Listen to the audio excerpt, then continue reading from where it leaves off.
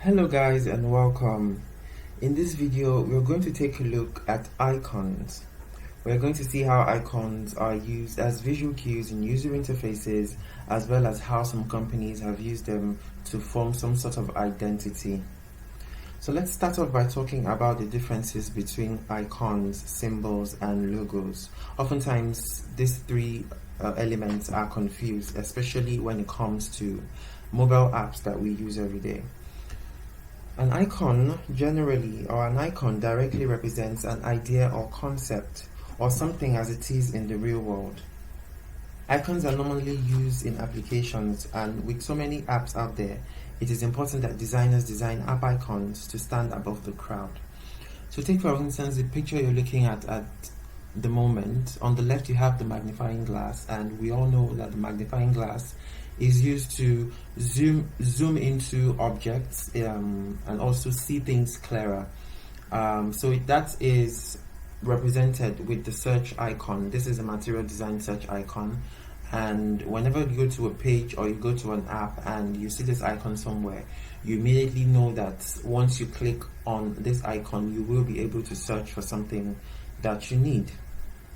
So icons generally should pass a clear message to the user, or at least give an idea of what the icon implies. As you can see with the trash can as well, the real life representation of a real trash can and the icon representation. We move over to the alarm clock. You can see the similarities between both the real life alarm clock and the icon. Other places where you can see icons in use are in user interfaces, where they are used to deduce actions that are represented in the real world. By the left you have the Netflix homepage, and when you think about home, you think of where you can go and see a lot of things, see things that you like and be able to do what you want with them. And just beside home is the search icon again, and once you click the search icon here, you will be able to search for movies that you might want to see, or just look for something interesting to watch. And on the Google homepage you have the search icon there as well, and you have the microphone, which looks like I think it's the 80s or the 70s type of microphone, but of course they're still in use today. So you get the general idea of icons being very, very similar to real life objects. And from there we move over to symbols. So symbols do not directly represent real life objects. For example, the iOS do not disturb feature. Initially when I used this feature, I thought it was to change from light mode to dark mode, and I tapped it and nothing happened, and instead I got the prompt that my do not disturb had been turned on.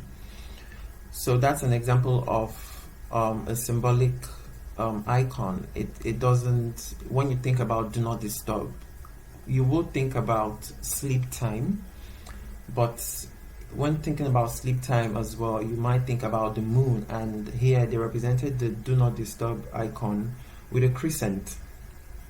We move over to Google Chrome and also Windows.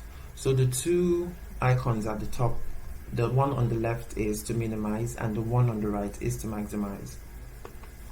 And generally symbols have to be learned. They do not use real life or pictorial inspirations like I've said before. They are more abstract.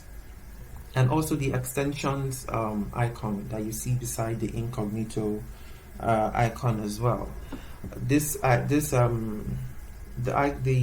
puzzle icon, sorry, the extensions icon is more like a puzzle. It's like a piece of a jigsaw puzzle or something.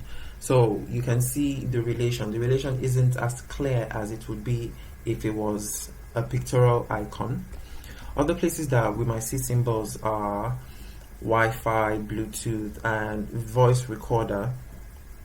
So these icons have had to be learned over time to mean these things. So when you see a Wi-Fi icon at an airport or a school or a train station, you immediately know that Wi-Fi is available there. Same thing with the Bluetooth icon, and the voice recorder is representing the flow and the vibrations and frequency that come with the voice. A logo or logos, on the other hand, usually would be associated with a company and can be incorporated into icons for various products that the company might have or they might have produced. So we're using Amazon for example here. The first picture you see here is the Amazon logo. Everyone knows this is the Amazon logo. Wherever they see it on a product, on a packaging, they know it's the Amazon logo. But if you use the Amazon Music icon on, say, a delivery pack or delivery box, it's going to look weird.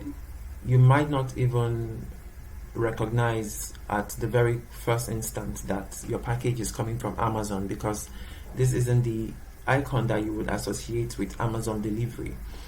So that's for Amazon Music. They came up with this icon, and you can see the similarity between this icon and Amazon. They kept the smile elements from their logo. They did the same thing with the Amazon store. This is I think they redesigned this, I think this year or late last year. So this looks more like a box with a blue tape on top, and there's been controversy about why they chose to go this direction with their logo, but it just shows you how icons can come out of logo. So let's talk about what makes an icon good. First of all, an icon has to communicate very well. It has to communicate clearly. So you think of what idea, what message you're trying to pass across with an icon, and you think of the aesthetics around this icon. How do you want to make it look? How many pixels do you want to design it by? What color do you want to use? Do you want to make it all black? Do you want to make some parts of it red? All these things contribute to how your icon will be communicated. Also, your icon needs to be clear and recognizable within the general users. So it contributes to your UI's visibility and learnability when users know what icon does what. And below you can see Google's icon. The first one is for Gmail. The second one is for the Google Calendar.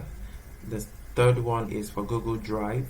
The fourth one is for Google Docs. And the last one is for Google Meet.